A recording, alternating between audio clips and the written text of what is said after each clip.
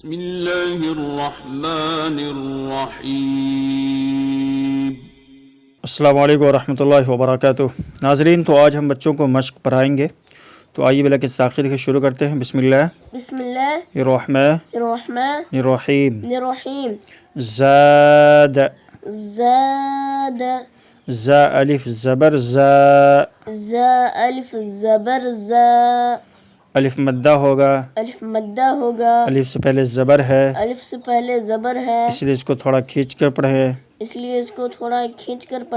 دال زبر دا، دال کے اوپر زبر ہے، زبر کو جلدی پڑھیں، تھوڑا بھی نہ کھینچیں، زبر کی آواز اوپر کو جاتی ہے، جیسے زاد، خاف، خا الف زبر خا، الف مدہ ہوگا، الف سے پہلے زبر ہے، اس لیے اس کو تھوڑا کھینچ کر پڑھیں۔ فا زبر فا، فا کے اوپر زبر ہے، زبر کو جلدی پڑھیں، تھوڑا بھی نہ کھینچیں، زبر کی آواز اوپر کو جاتی ہے، جیسے خوف، تاب، تا الف زبر تا، الف زبر تا، الف مدہ ہوگا، الف سے پہلے زبر ہے، اس لیے اس کو تھوڑا کھینچ کر پڑھیں۔ با زبر با، زبر با کے اوپر زبر ہے، زبر کو جلدی پڑھیں، تھوڑا بھی نہ کھینچیں، زبر کی آواز اوپر کو جاتی ہے، جیسے تاب، جاہد، جاہد، جیم الف زبر جا، جیم الف زبر جا، الف مدہ ہوگا، الف سے پہلے زبر ہے، اس لیے اس کو تھوڑا کھینچ کر پڑھیں۔